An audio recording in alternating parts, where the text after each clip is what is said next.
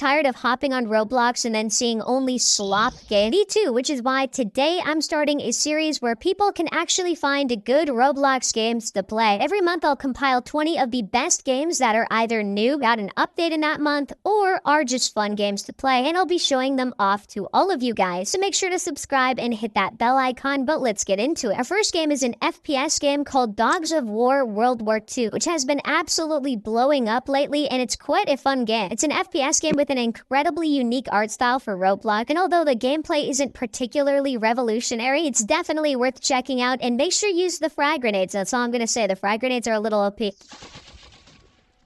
At number 19, we have Dead Rails. Dead Rails has been absolutely exploding. It has like 250,000 people playing it at once, which is insane. You guys have most likely already played it, but if you haven't, I guess go check it out. You put coal on a train, and then you go down the train track, and you fight zombies. At number 18, we have Weird Gun Game. This is an FPS with incredibly in-depth customization, where you can change your barrel, your magazine, the core of your weapon, the stock, the grid, and all of those attachments change your recoil, damage, fire rate, all that kind of stuff. And you can make some pretty crazy weapon combinations. At number 17, we have Dangerous Truck Driving. Now, this game has more dislikes than likes because it's incredibly difficult, I'm not gonna lie. You drive a truck, it's very, very hard to maneuver the truck, and you fall off the map quite a bit. And you're trying to make it to your different checkpoints and make it all the way to the end. I guarantee most people have not made it to the end of this one. It's hard. Number 16, we have Frontlines. Now, I know that this game is going to get updates soon. It hasn't yet, but it's definitely worth playing. One of the best FPS games on Roblox for sure. Very high quality graphics, and the gunplay is pretty good as well. At number 15, we have Burger King Murder Mystery 2. Yeah, the classic murder mystery game. Obviously not new, but it's still very fun to play. There's your reminder to check it out again. At number 14, we have Speedrun 4, which got a crazy update with pets and things like that. And I know it was very controversial, but I think they rolled back some of the stuff, and it has new stuff for February. Just another classic game. It's got some weird stuff now. It's a little bit too complex for me, but yeah, it's still a very fun hardcore kind of game. Number 13, we have Edward the Man-Eating Train, like a horror and FPS game at the same time. It's pretty interesting. At number 12, we have Entrenched World War I. This is a very fun World War I FPS. You can play it in first person or third person. Headshotting people feels really nice with the bolt action. It's a pretty fun game. At number 11, we actually have a tycoon. This is the only tycoon I could find for this video. It's called Noob Crusher Tycoon. It's not necessarily a revolutionary tycoon. The way that you earn money is quite novel, and I actually really enjoy looking at the little noobs getting crushed. It's pretty fun. Number 10, we have Flee the Facility, which got an update for Valentine's Day. This is the classic horror survival game where you have to hack 4 computers. Well, I think it depends how many computers you have to hack based on the number of players in your match. The survivors have to hack the computers, then open the door, then escape before the guy with the hammer chases them all down and freezes them. This game is super fun to play the survivor and also to play the hunter guy. The survivor, it's really fun to juke people out, and then obviously freezing people can be very fun as well. It's a classic game, but it got an update for February. At number 9, we have Booga Booga Reborn. Booga Booga is one of the classic, I don't even know how to describe it, like survival games, kind of. You fight people, you can build a base, you can make a team, you can fight other people, you can go find stuff. I was never a huge fan of it, but it is cool that they're kind of bringing it back a little bit. And some of the interactions you can have on this game are incredibly fun, so it's a pretty good game. At number 8, we have the Battle Bricks. Now, this is a very, very cool two-dimensional tower defense game. It's honestly incredible how well the art style is put together, and it gets very complicated later on. I barely played it, but it's a lot like that Battle Cats mobile game, which is pretty fun. Basically, you have a base.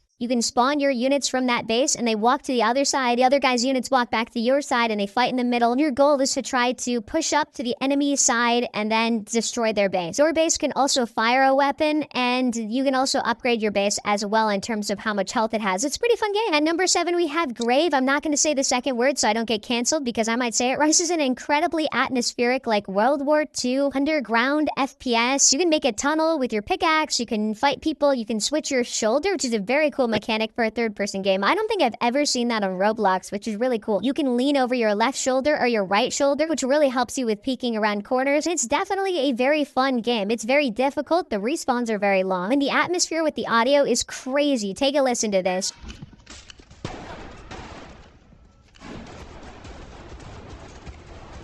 Number 6, we have a puzzle game known as LiDAR. This is a game where you have some kind of projection device that creates dots on your screen. It's really interesting. Basically, you can scan your environment to see where you're allowed to walk around. You can actually scan other players in your lobby, which is really cool. Definitely one of the most interesting games out there. It's very early on in development, so there's not really much puzzle to it, but it's very fun to go check out. At number 5, we have Word Bomb, which is a very fun puzzle game. It doesn't even feel like Roblox, to be honest with you. It feels like kind of a game you buy on Steam or play in your browser. Basically, you get a selection of letters and you have to make a word using those letters. If you make it within the time limit, it goes to the next person. If you don't, you lose a life and you only have 2 lives. If you're out for the round and you have to wait for everybody else to finish the game. There are genuine sweats on this game, so keep that in mind. If you're not good at typing or figuring out how to create a word out of the 2 letters or 3 letters you're given, definitely not going to be a fun game for you, but I actually really recommend it. Like, this is a game that might make you better at grammar, at spelling, at typing. If you're like 8 years old, go check out this game instead of playing like slop games. Come on, man. Number 4, we have Rogue Blade, which is basically a roguelike game on Roblox. It's inspired by some of the other classic roguelike games on Roblox, and this game is pretty fun. You fight enemies in a little square, then you go buy stuff from the shop. You go out and fight more enemies. Keep in mind, if you take hits, it's very difficult to get your health back.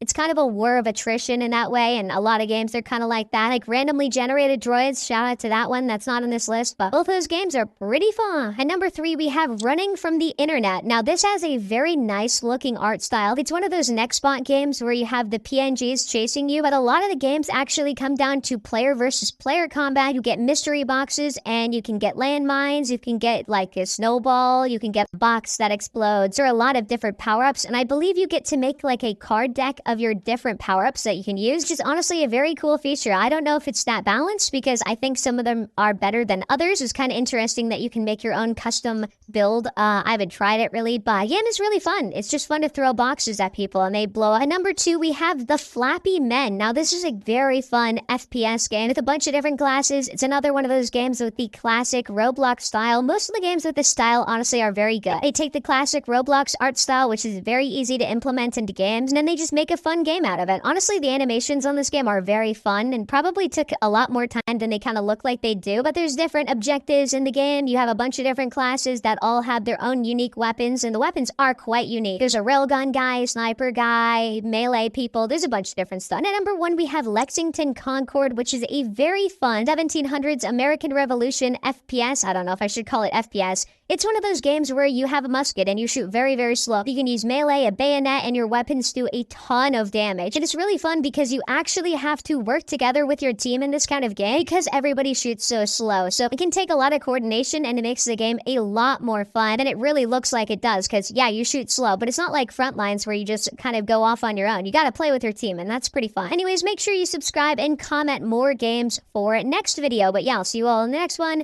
Peace. Have a nice day.